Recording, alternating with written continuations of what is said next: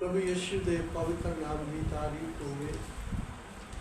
परमेश्वर ने सानू अपने चरणों से आज रात भी इकट्ठे होकर संगति करने के लिए अनुग्रह दिया।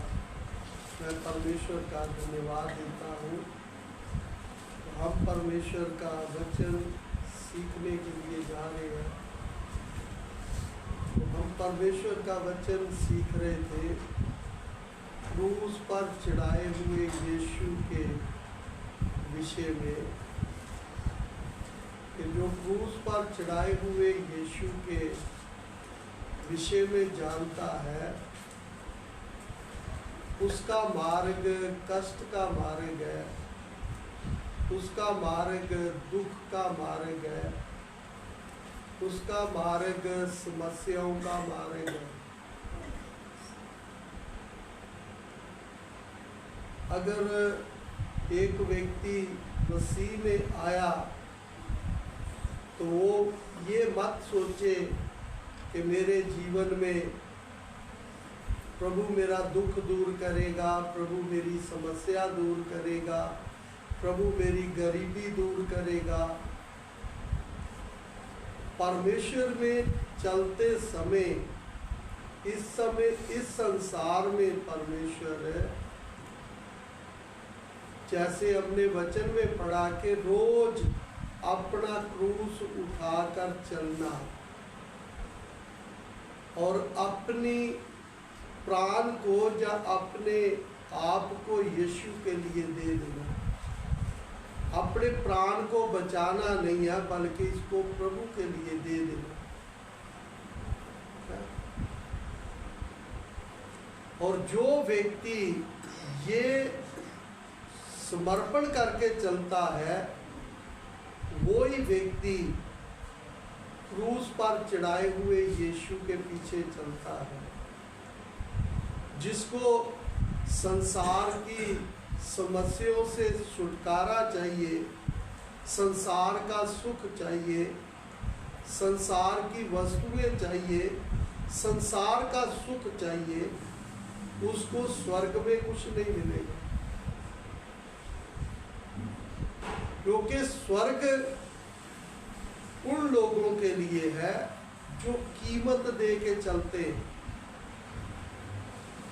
इसलिए पृथ्वी के ऊपर प्रभु यीशु भी आकर उन्होंने हमारे लिए कीमत दिया, अपना पवित्र खून हमारे लिए दिया है।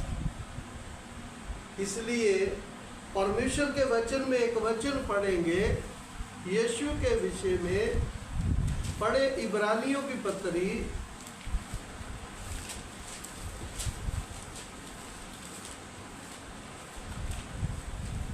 उसका 2 अध्याय उसका 9 से लेकर 10 वचन तक पढ़े।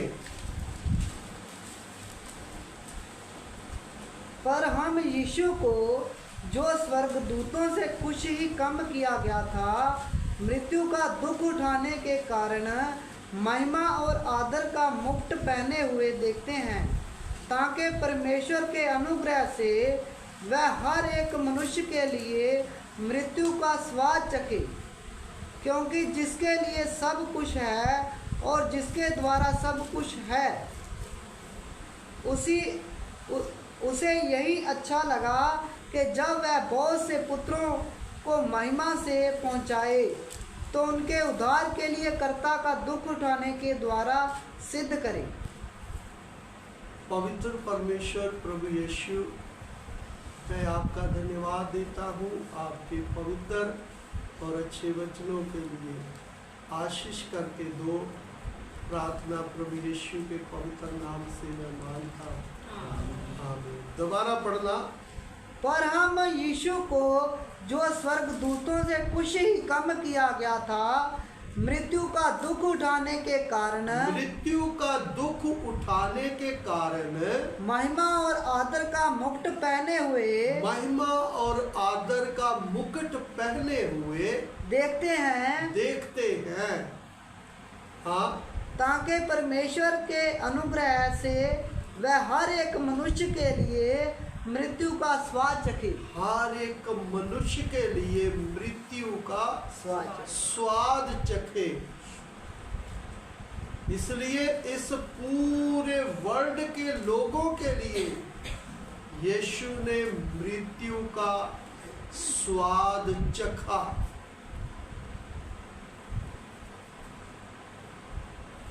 फिर आगे पढ़ेंगे, क्योंकि जिसके लिए सब कुछ है, जिसके लिए सब कुछ है और जिसके द्वारा सब कुछ है, जिसके द्वारा सब कुछ है, उसे यही अच्छा लगा, उसे यही अच्छा लगा कि जब वह बहुत से पुत्रों को महिमा में पहुंचाए तो उनके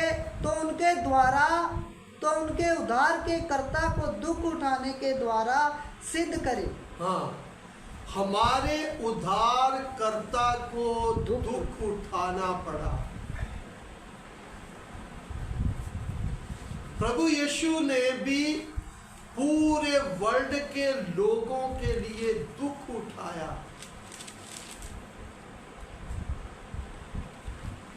लेकिन हम प्रभु यीशु के लिए भी दुख नहीं उठाते। हम बोलते हैं कि प्रभु मेरा दुख दूर कर दे, मेरी गरीबी दूर कर दे, मेरी समस्या दूर कर दे, मेरे घर की सारी जरूरतों को पूरा कर दे। क्योंकि वो व्यक्ति दुख उठाना नहीं चाहता, इसलिए कि वो प्रभु का जन नहीं है, वो प्रभु का चुना हुआ नहीं है। इसलिए आगे पढ़ना वचन, क्योंकि पवित्र करने वाला और जो पवित्र किए जाते हैं, जो पवित्र किए जाते हैं सब एक ही मूल से हैं। हाँ, इसी कारण वह उन्हें भाई कहने से नहीं लजाता। हाँ, जो पवित्र है और पवित्र होते हैं उनको परमेश्वर प्रभु यीशु अपना भाई कहने से नहीं शर्माता। वो यीशु के भाई है, जो यीशु के लिए कीमत भी देते हैं और अपने जीवन को प्रभु में शुद्ध या पवित्र करके चलते हैं।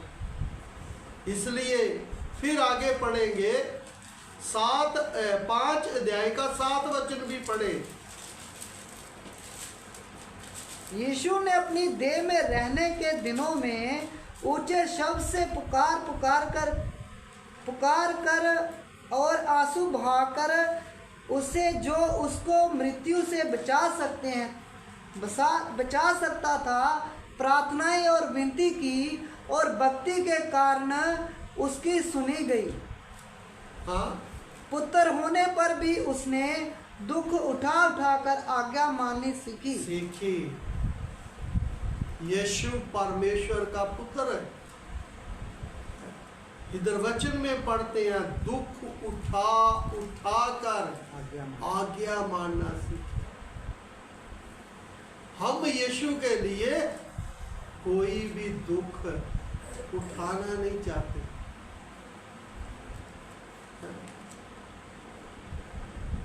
फिर पढ़े इसका 13 अध्याय का, इब्रानियों की पत्री 13 अध्याय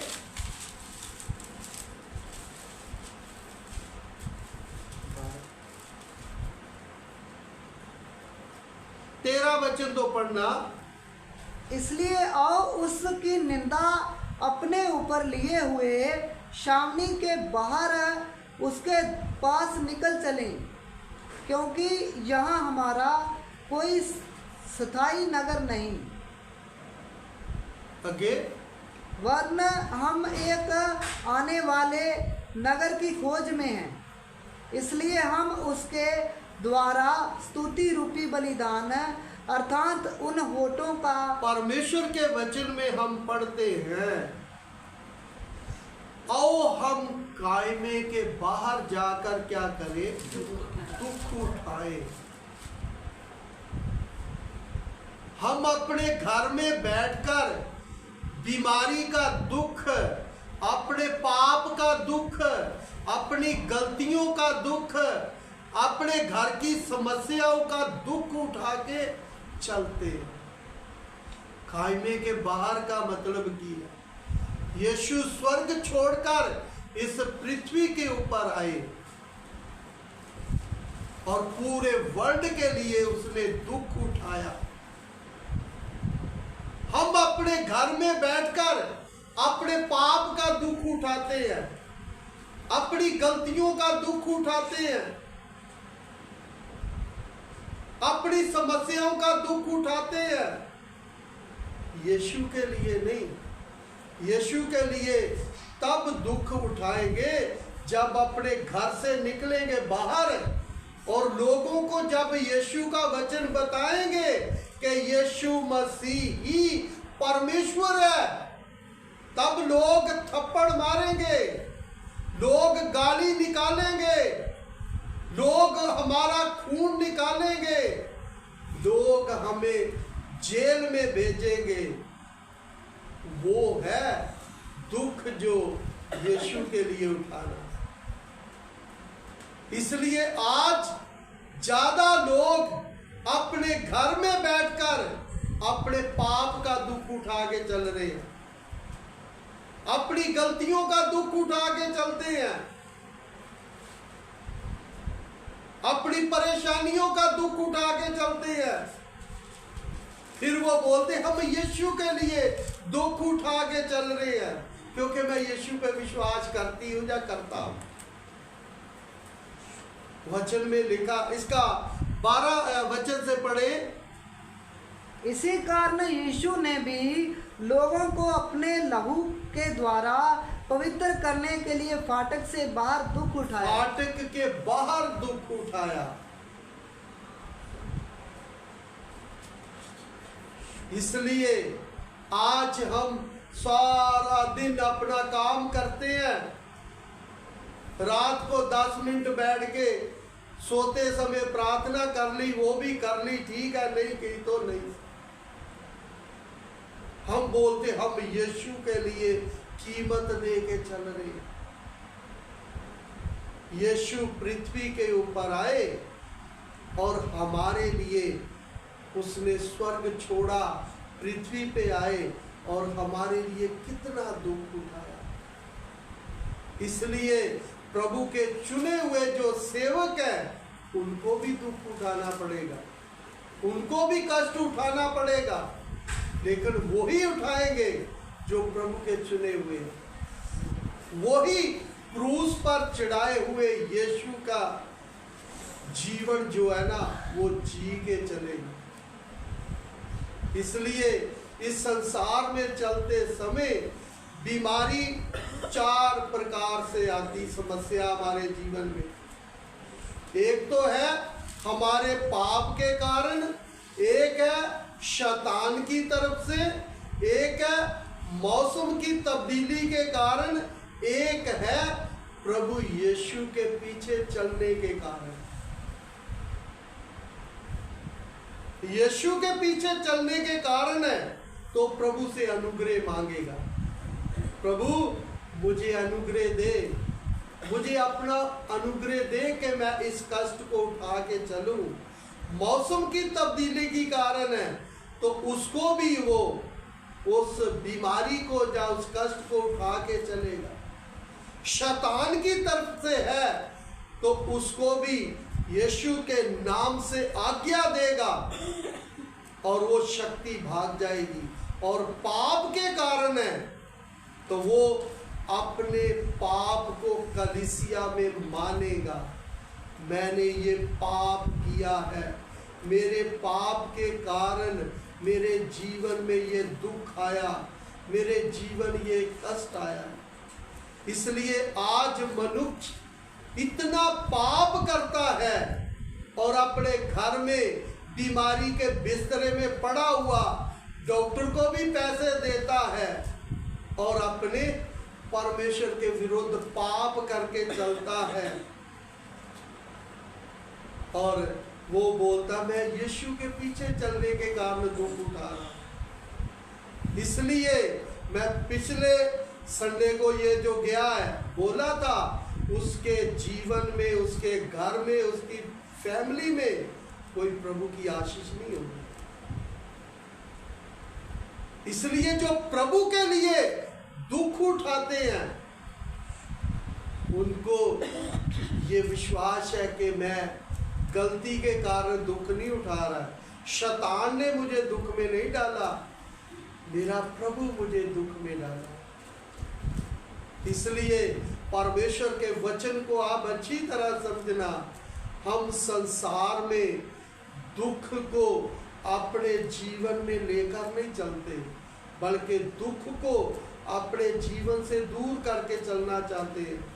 इसलिए जो प्रभु का चुना हुआ है और क्रूस पर चढ़ाए हुए यीशु के पीछे चलता है, वो ये नहीं बोलेगा प्रभु मैं अपना ये दुख का क्रूस मेरा उतार दे, प्रभु मैं कष्ट का दुख का क्रूस उठाकर मैं थक गया हूँ।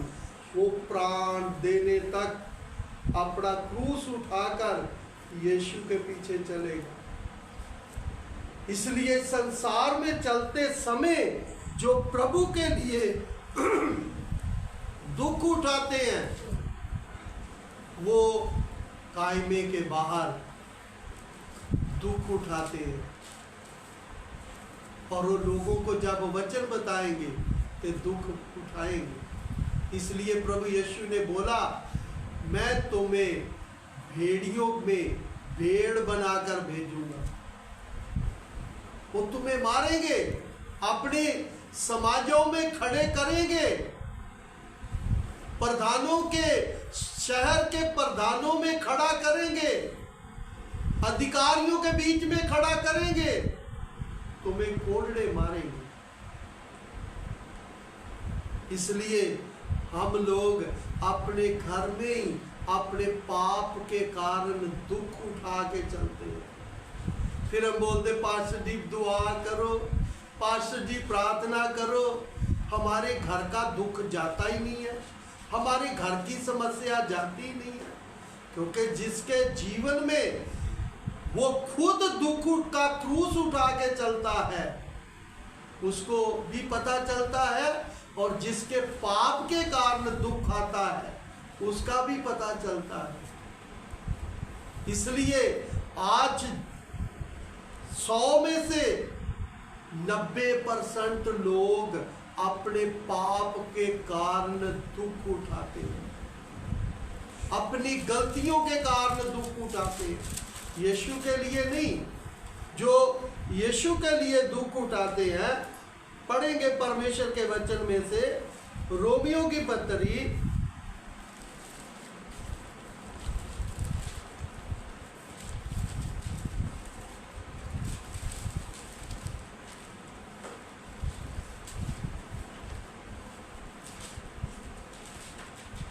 5 अध्याय का 3 वचन से पढ़े।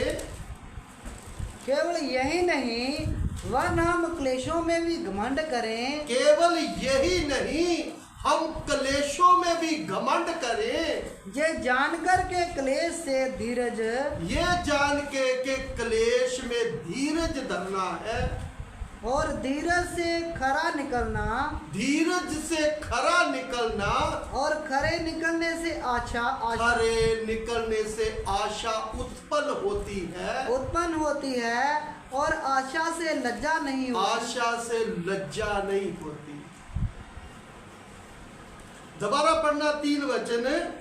केवल यही नहीं वरन हम क्लेशों में भी घमंड करें। क्लेशों में भी घमंड करें, यानी कि हमारे जीवन में क्लेश नहीं, क्लेशों में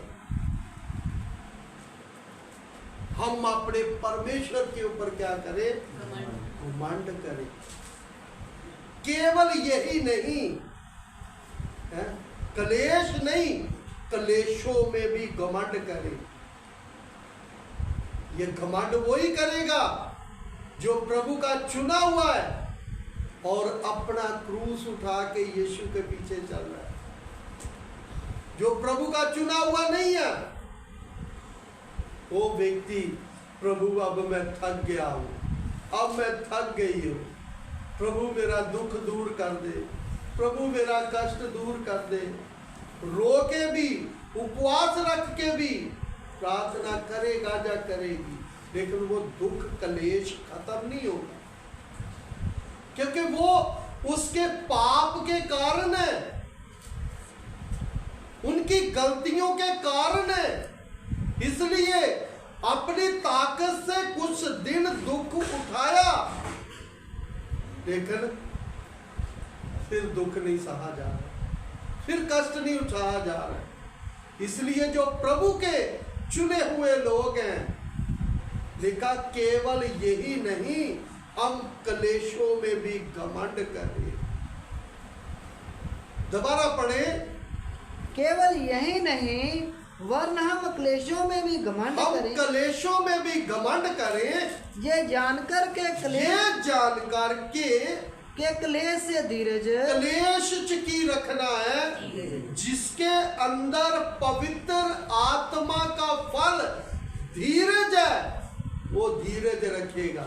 जिसके अंदर ताली वाला आत्मा है, उछलने कूदने वाला, नाचने वाला आत्मा है, उसके अंदर धीरज क्या होता, उसको क्या मालूम।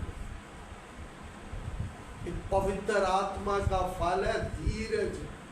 वो कितना भी क्लेश आए, वो क्लेश में धीरज धर के बैठा।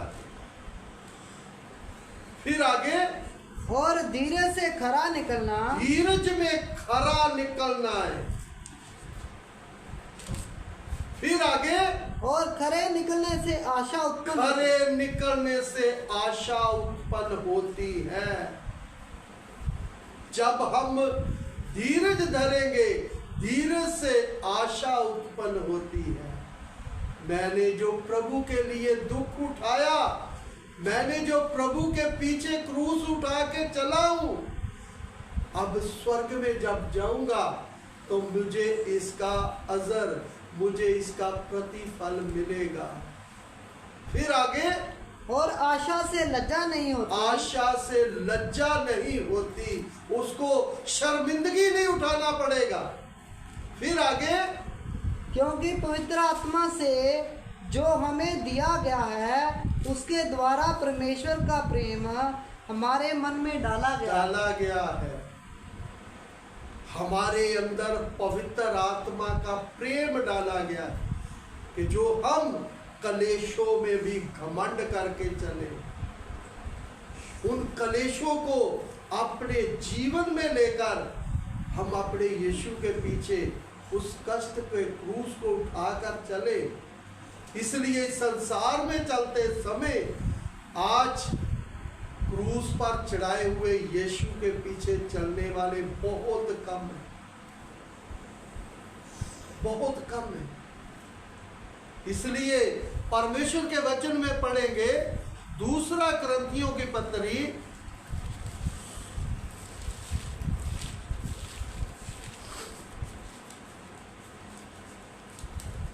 उसका 4 अध्याय उसका 16 वचन पढ़े। इसलिए हम हियाव नहीं छोड़ते, इसलिए हम हियाव नहीं छोड़ते, यदि भी हमारा बाहरी मनुष्य तब, यदि हमारा बाहरी मनुष्य तब नष्ट होता जाता है, नष्ट होता जाता है, तो भी हमारा भीतरी मनुष्य तब दिन प्रतिदिन नया होता जाता है। परमेश्वर के वचन में हम पढ़ा, यदि हमारा बाहरी मनुष्य नष्ट होता जाता है, पर भीतरी मनुष्य बलवंत होता जाता है।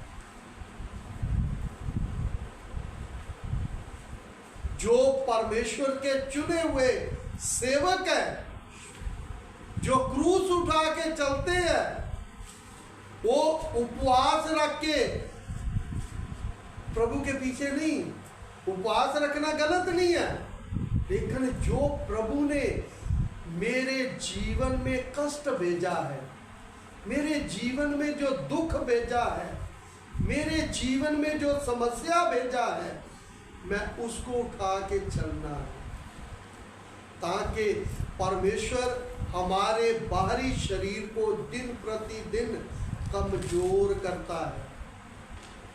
इसलिए मैंने 2 बार यीशु के कारण मार खाया, मेरे पेट में पत्थरी भी है, मेरी पेंटस दी नाड़ भी फूलती है, मेरा बीपी पता नहीं बढ़ता है या कम होता है, 2 बार हेड अटैक हो गया, अब तीसरी बार का इंतजार कर रहा हूं। मुझे मार पड़ने के कारण मेरे सिर से लेकर पांव तक मेरी हड्डी हड्डी दर्द करती है, इसलिए मैं चेयर पे बैठ के प्रचार करता हूं, मैं ज्यादा देर खड़ा नहीं रह सकता। इसलिए परमेश्वर के वचन को आप अच्छी तरह समझना। परमेश्वर हमारे बाहरी शरीर को कमजोर करता है और भीतरी मनुष्य जो परमेश्वर के वचन के बीज के द्वारा आया है वो दिन प्रतिदिन बलवंत या नया होता जाता है। इसलिए आज मनुष्य परमेश्वर की मर्जी को समझ के नहीं चलता, इसलिए इस पृथ्वी पे चलते चलते एक व्यक्ति ने स्वर्ग का सब कुछ देखना है। जब वो चलेगा ना उस मार्ग में प्रभु दिखाएगा, दलेरी देने के लिए, हौसला देने के लिए, तसल्ली देने के लिए कि मैं जो प्रभु के लिए कीमत दे रहा हूं उसका अजर मेरे लिए प्रभु ने स्वर्ग में रखा है। मेरे लिए इस पृथ्वी पे कितने भी खूबसूरत लोगों ने घर बनाए हैं, उनसे भी कितने हजार गुना ज्यादा खूबसूरत मेरे लिए प्रभु ने घर बनाया है। इसलिए वो पृथ्वी की वस्तुओं की ओर नहीं, स्वर्ग की वस्तुओं की ओर ध्यान देता है। वो जीने के लिए खाएगा और जीने के लिए सिर ढांकने के लिए, ढांपने के लिए थोड़ी जगह बना के रखेगा। मेरा घर तो मेरे पिता ने बनाया है, मैं उधर प्रवेश करना है। इसलिए परमेश्वर के वचन को आप अच्छी तरह समझना। हम परदेसी हैं और परदेसी ज्यादा वस्तुओं के पीछे नहीं पड़ता। जब एक व्यक्ति गाड़ी में सफर करता है तो पूरा घर का सामान नहीं लेकर जाता, वो जरूरत के अनुसार सामान लेकर गाड़ी में जाता है जो उसको रास्ते में जरूरत है। इसी मुताबिक वो इस पृथ्वी पे तो है लेकिन वो एक सफर में है और अपनी जरूरत के अनुसार वो संसार की वस्तुएं लेकर चलेगा। वो संसार के कूड़े के पीछे नहीं, रात दिन उसका दिमाग उसी बात के ऊपर लगा रहेगा। इसलिए परमेश्वर के वचन को आप अच्छी तरह समझना। दोबारा पढ़ना इस वचन को।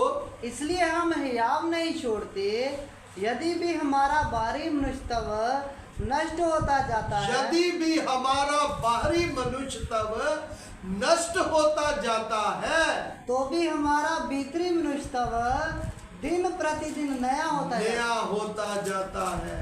परमेश्वर हमारे बाहरी शरीर को कष्ट में रखेगा, दुख में रखेगा, समस्याओं में रखेगा, परेशानियों में रखेगा और उसमें आनंद रहना है, खुश रहना है। फिर आगे पढ़ना 17 वचन। क्योंकि हमारा पल भर का हल्का सा क्लेश हमारे लिए बहुत सी महत्वपूर्ण और अनंत महिमा उत्पन्न करता जाता है। हाँ, हमारा हल्का सा क्लेश हमारे लिए बहुत अनंत महिमा उत्पन्न करता जाता है। हल्का सा क्लेश हमारे लिए महत्वपूर्ण अनंत महिमा उत्पन्न करता जाता है। जो प्रभु के क्रूस पर चढ़ाए हुए यीशु के पीछे चलता है, वो तो कष्ट को जीवन में लेकर चलेगा। वो इधर बैठे थे, उधर बैठे, उधर मुंह करना पड़ेगा।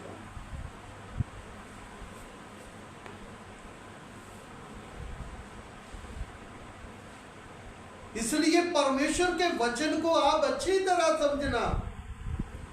हमारा दिमाग प्रभु के वचन की ओर नहीं है, पता नहीं किधर गया हुआ है। इसलिए अब प्रभु की उपस्थिति में हमको बैठने की भी कोई समझ नहीं है, कैसे बैठना। चलना नहीं है तो आदर दो प्रभु की उपस्थिति को, जाना तो नरक में ही है।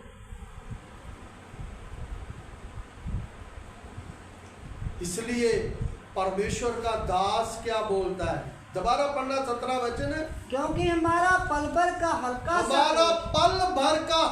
सा क्लेश हमारे लिए बहुत ही महत्वपूर्ण और अनंत महिमा उत्पन्न करता जाता है। अनंत महिमा उत्पन्न करता है। जब परमेश्वर का चुना हुआ कष्ट में होता है ना, उसके लिए महत्तम और अनंत महिमा उत्पन्न करता जाता है। क्योंकि वो कष्ट गलतियों के कारण नहीं, पाप के कारण नहीं, अपने प्रभु के पीछे चलने के कारण उठा के चला।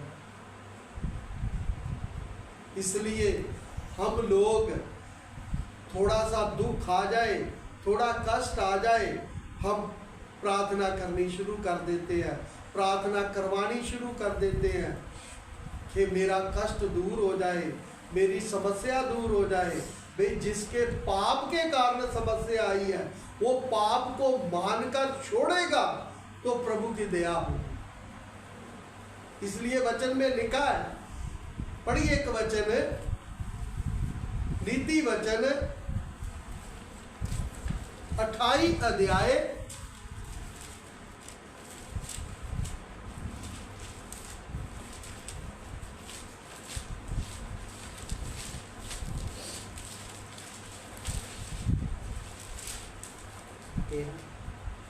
13 से पढ़ना। जो अपना अपराध छिपा रखता है, जो अपना अपराध छिपा के रखता है, उसका कार्य सफल नहीं होता, उसका कोई भी काम सफल नहीं होगा। वो किसी काम में सफल नहीं होगा। फिर आगे, जो उनको मान लेता, जो उसको मान लेता और छोड़ भी देता है, उस पर दया की जाएगी, उसके ऊपर दया की जाएगी। आज हमारे बीच में अपने पाप को मानते नहीं है कि मैंने पाप किया है। जब तक पाप मानेगा नहीं, उसका अपराध परमेश्वर के सामने बना रहता है और उसके अपराध के कारण उसके जीवन की समस्याएं बढ़ती जाएगी, लंबा पीरियड हो जाएगा, क्योंकि उसने पाप नहीं मान रहा अपना। इसलिए परमेश्वर के वचन को आप अच्छी तरह समझना। हम अपने पाप को नहीं मानते, हमारा पाप प्रभु के आपके बना रहता है। और फिर हम चाहे कितना भी उपवास रखें, कितना भी आंसू बहाएं, कितना भी प्रार्थना करें, कितना भी संगति करें, हमारा पाप जो है वो क्षमा नहीं होगा। हम सोचे कि हम बैठकर प्रार्थना कर लेंगे तो प्रभु क्षमा कर देगा। हम अपने पाप को प्रभु की उपस्थिति में, कलीसिया में खड़े होकर मानना है, मैंने ये पाप किया है, इस पाप के कारण आज मेरी ये हालत है। इसलिए परमेश्वर के वचन को आप अच्छी तरह समझना।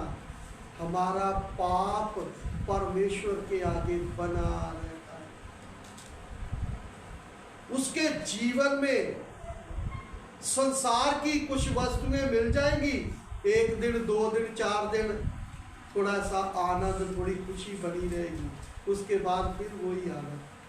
लेकिन प्रभु में चलने वाला वो सदा ही आनंद रहता है, क्योंकि उसका आनंद, उसकी खुशी संसारिक वस्तुओं में नहीं, अपने परमेश्वर की मर्जी को पूरा करने में, अपने परमेश्वर की आज्ञा को मानने के कारण। इसलिए परमेश्वर के वचन में पढ़ा, हमारा हल्का सा कष्ट हमारे लिए अनंत महिमा उत्पन्न करता जाता है। फिर आगे पढ़े 18 वचन, 2 क्रंथी 4:18।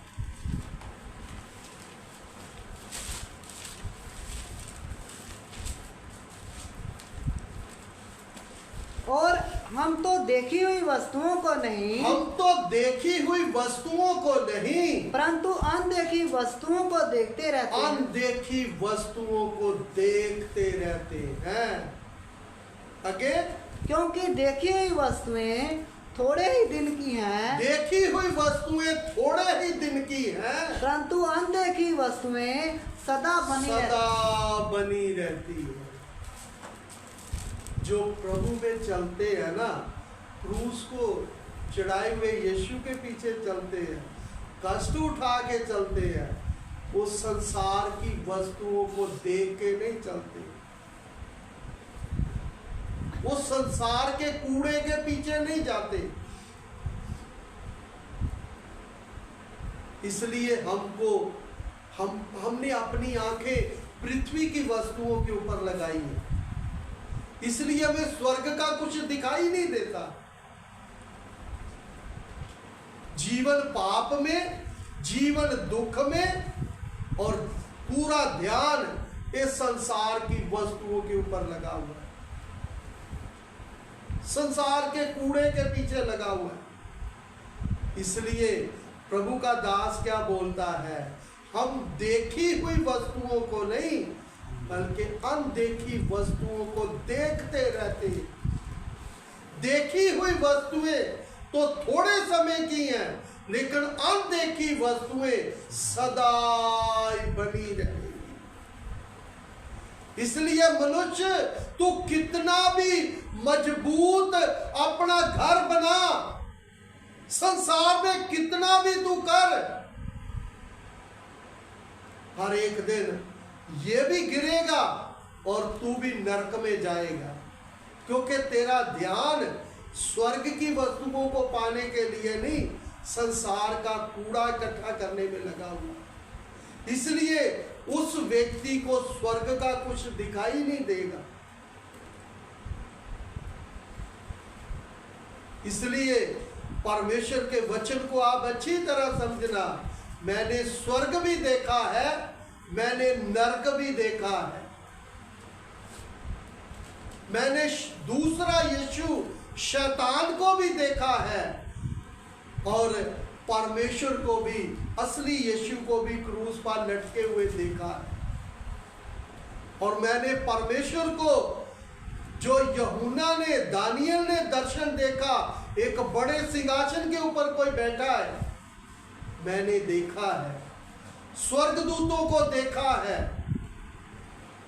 स्वर्गदूत मेरे नौकर हैं, मेरी सेवा करते हैं, मेरे साथ रहते हैं, क्योंकि जब हम स्वर्ग के नागरिक हैं तो स्वर्ग की सेना हमारे साथ रहती है। इसलिए इस संसार में चलते समय परमेश्वर के वचन में फिर पढ़ेंगे, 1 क्रंथी, इधर भी हाथ रखना, 1 क्रंथी 2 अध्याय उसका 9 वचन से पढ़ना।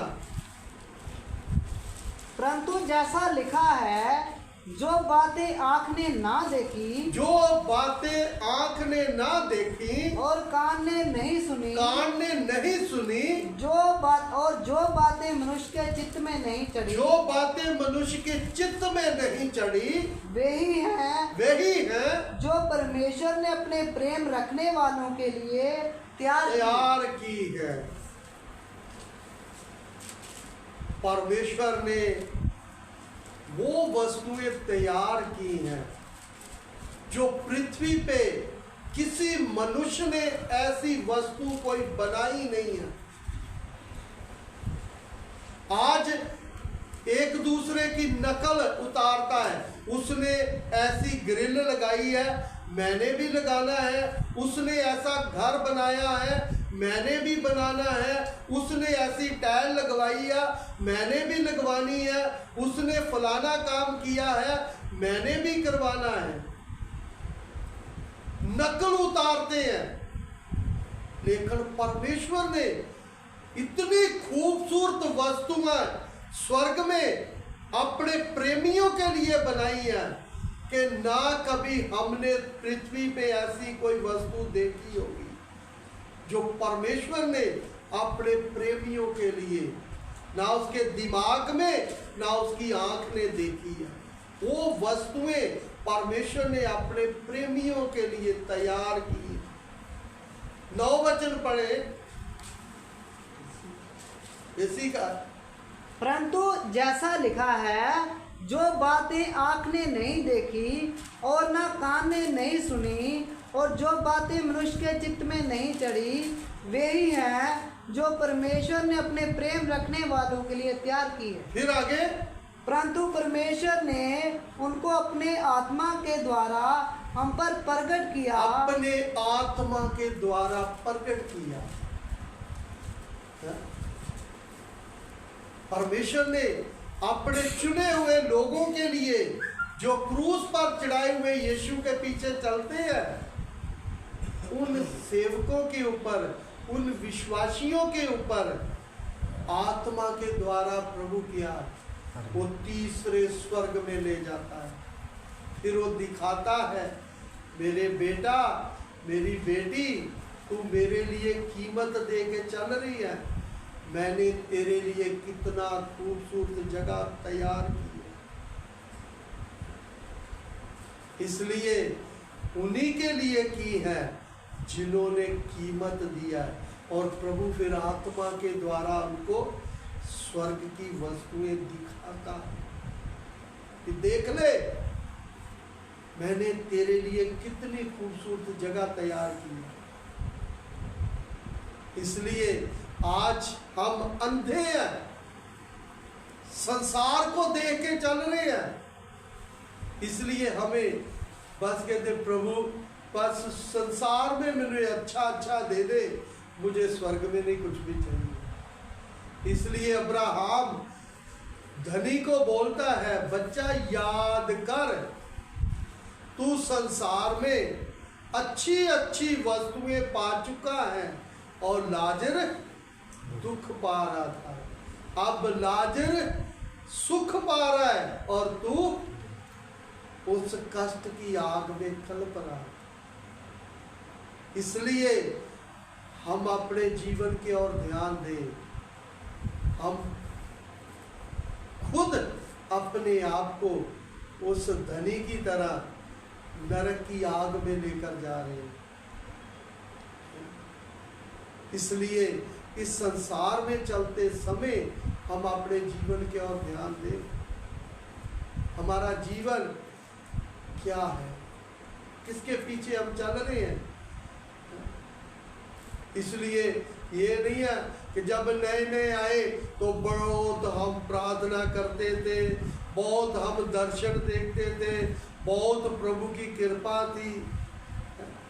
अब हम पूरा पाप में, बुराई में, अंधकार में जकड़े हुए।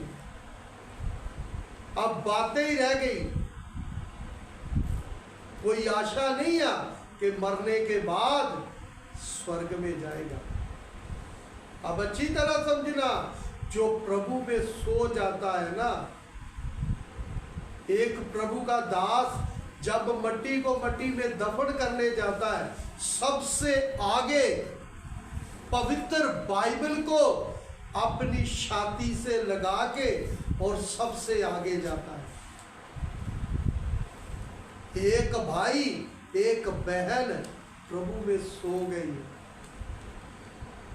और जो पाप करते हुए गलतियां करते हुए दुनिया के कूड़े के पीछे व्यक्ति पड़ा हुआ है, प्रभु का दास लोगों के बीच में होके चलता है।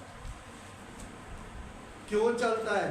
क्योंकि हमारे गली के लोगों को भी मालूम है, हमारे घर के लोगों को भी मालूम है, हमारे गांव के लोगों को मालूम है, हमारे मोहल्ले के लोगों को मालूम है, ये व्यक्ति, इसका जीवन कैसा था। इसलिए प्रभु का दास लोगों के बीच में छुप के जाता है, लेकिन जो मसीह में सो जाता है सबसे आगे। जब एक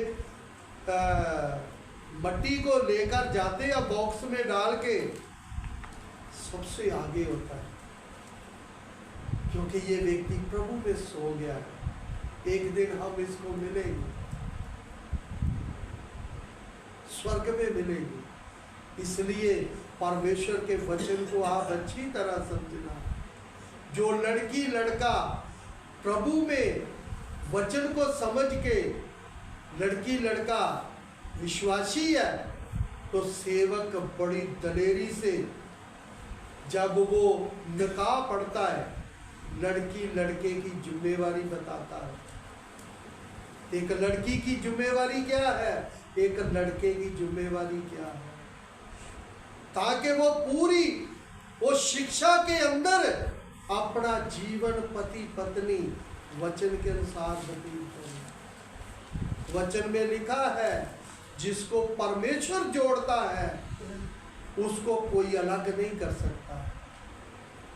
मौत के अलावा कोई उसको अलग नहीं कर सकता। इसलिए आज हम परमेश्वर के वचन को समझ के नहीं चलते, इसलिए प्रभु के दास को शर्मिंदगी उठानी पड़ती है। फिर हम बोलते पता नहीं प्रभु क्यों का दास गुस्से में क्यों रहता है, हमारे साथ अच्छी तरह बोलता क्यों नहीं है। भाई प्रभु के दास की और परमेश्वर की बेइज्जती करवाते हैं हम उसको दुख देते हैं, क्योंकि हम वचन सुन के, वचन को पीठ पीछे फेंक के हम अपनी कामना पूरी करके चलते हैं, हम अपनी इच्छाओं को पूरा करके चलते हैं। इसलिए परमेश्वर के वचन को पढ़ेंगे। इब्रानियों की पत्री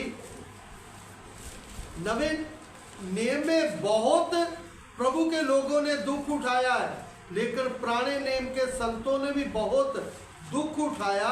लेकिन एक वचन हम पढ़ेंगे, प्रभु का मर्जी है तो बताऊंगा कि पुराने नियम के संत लोगों ने कितना प्रभु के लिए दुख उठाया है।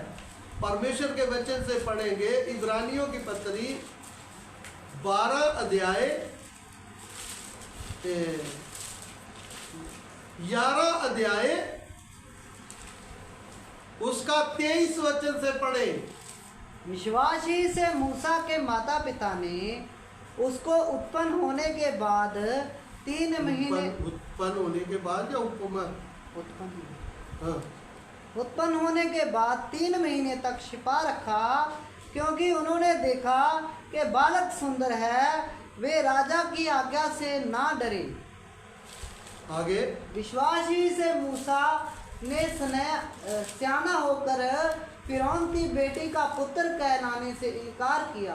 हाँ। इसलिए कि उसे पाप में थोड़े दिन के सुख भोगने से परमेश्वर के लोगों के साथ दुख भोगना अधिक उत्तम लगा। हाँ।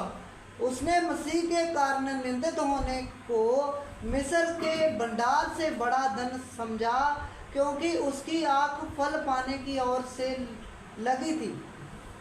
आप अच्छी तरह समझना। इधर हम परमेश्वर के वचन में पढ़ते, मूसा प्रभु का दास, फिरौन राजा की ये आज्ञा थी कि इजरायली लोगों में कोई लड़का पैदा हुए तो उसको जान से, बचपन से ही, जन्म होते ही मार दिया जाए। जो लड़की हो उसको जिंदा रखा जाए।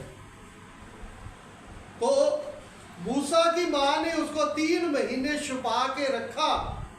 फिर उसने एक टोकरी बनाया, उसमें उसको रख के उसने पानी में बहा दिया और उधर दरिया के किनारे फिरौन की बेटी नहाने के लिए गई थी। उसकी सहेलियां भी थी और मूसा की बहन मरियम भी थी। और जब वो बेटा मूसा रो रहा था तो उन्होंने पानी में से निकाला उस टोकरी को, ते फिरौन की बेटी ने उसको अपना बेटा बना के रख लिया। और मरियम ने को तो मालूम था ये मेरा भाई है, तो मरियम ने बोला फिरौन की बेटी को, अगर आपकी आज्ञा है तो कोई इब्रानन औरत को लेके आऊं जो इसको दूध पिलाए। और वो मूसा की माँ को, मरियम अपनी माँ को लेके आ जाती है और वो माँ का दूध पीता मिस्र में बड़ा हुआ, लेकिन बेटा फिरौन की बेटी का कहलाता था। जब वो बड़ा हुआ, मिस्र में राजा बनना था और उसने फिरौन की बेटी का पुत्र कहलाने से इनकार कर दिया। राजा बनना है मिस्र का, इनकार कर दिया। हम क्या करते हैं, हमको तो कोई यार 500 रुपया भी दे तो हम बेईमान हो जाते हैं। हम 200-400 रुपए के पीछे बेईमान हो जाते हैं। हम तो किसी से सब्जी ले तो उससे ज्यादा दिलवा लेते हैं।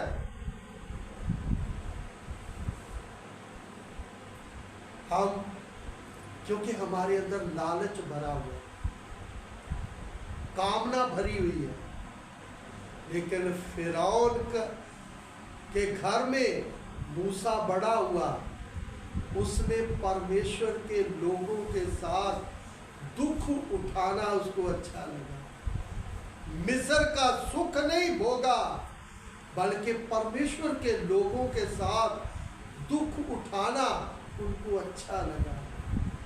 आज हमको कोई थोड़ा सा लालच दे दे तो हम सब कुछ छोड़ देंगे। हम बोलते हैं ना, हम यीशु के लिए कीमत देंगे। भाई हम तो यीशु को जानते हुए भी हमारे अंदर कितना लालच भरा हुआ है। हमारा उतना आत्मिक लोगों के साथ संबंध नहीं है जितना हमारा शारीरिक लोगों के साथ, पापी लोगों के साथ संपर्क है, क्योंकि उधर से हमको बहुत फायदा होता है। इसलिए परमेश्वर के वचन को आप अच्छी तरह समझना।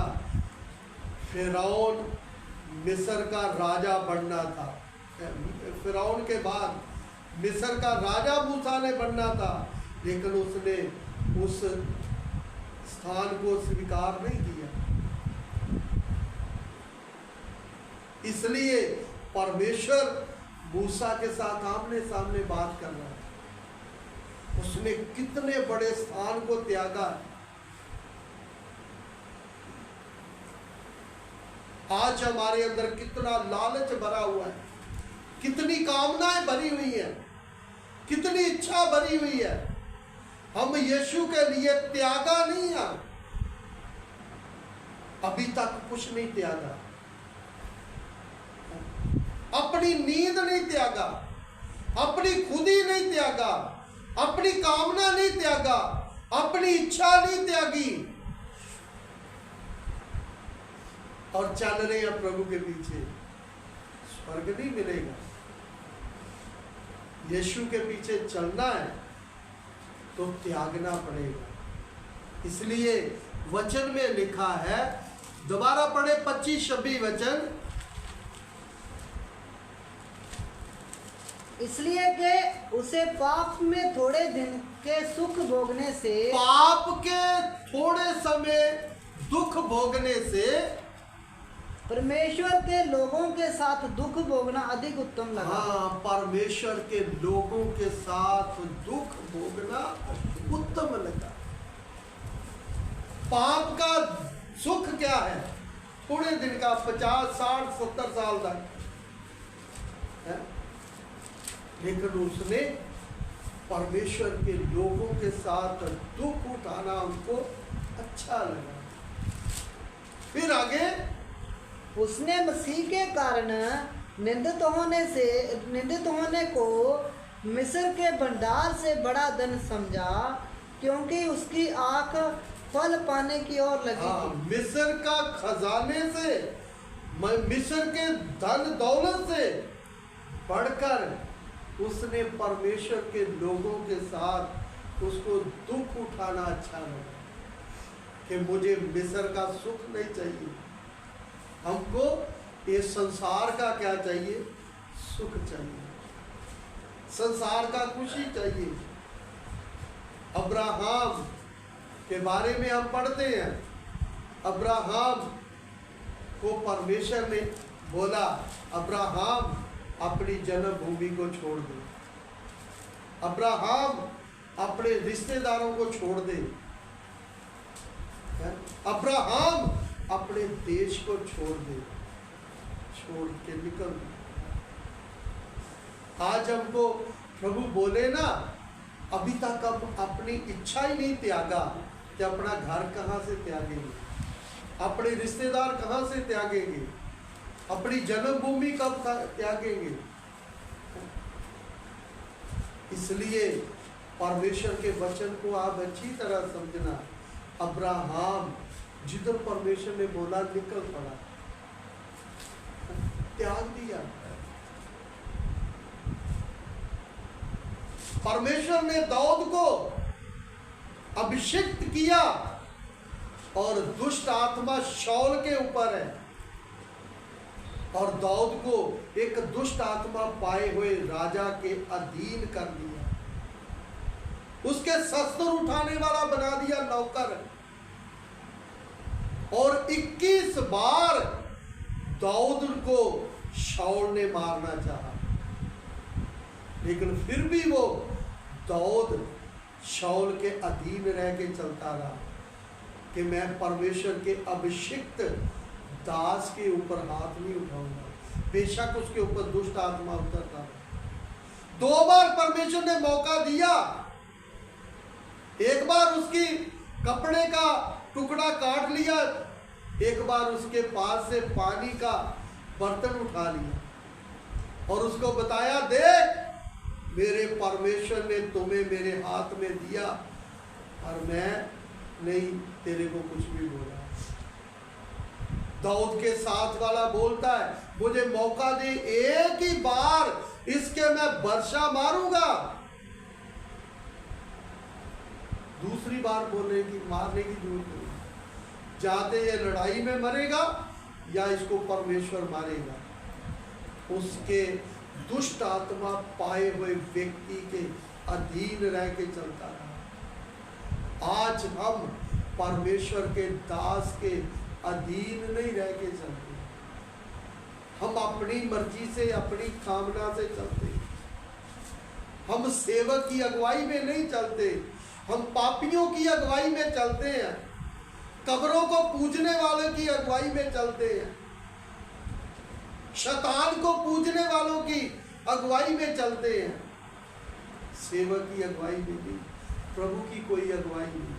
इसलिए हम दुख उठाते हैं अपने पाप के कारण, अपनी गलतियों के कारण उठाते हैं। इसलिए परमेश्वर के वचन को आप अच्छी तरह समझना, हम अपने जीवन की ओर ध्यान दें। और प्रभु का दास बोलता, मैं क्रूस पर चढ़ाए हुए यीशु के पीछे चलता हूँ। मैंने ठान लिया कि मैं क्रूस पर चढ़ाए हुए यीशु के बिना मैं किसी और को नहीं जानता। लेकिन आज हम बहुत बुद्धिमान हो गए हैं, हम बहुत तरह के लोगों को जानने लग गए। वो ऐसे चलता, वो ऐसा चलता, वो ऐसा करता, वो ऐसी करती, मुझे क्या लेना उससे। इसलिए परमेश्वर के वचन को आप अच्छी तरह समझना। हम परमेश्वर के वचन को समझ के चलेंगे तो हम हल पे हाथ रखा है तो पीछे मुड़ के नहीं देखेंगे कि पीछे मेरा कोई है, वो प्रभु में आगे बढ़ता जाएगा। आइए अपनी आंखों को बंद करें, सिरों को झुकाएं, प्रभु इन वचनों के द्वारा आशीष दे। आमीन।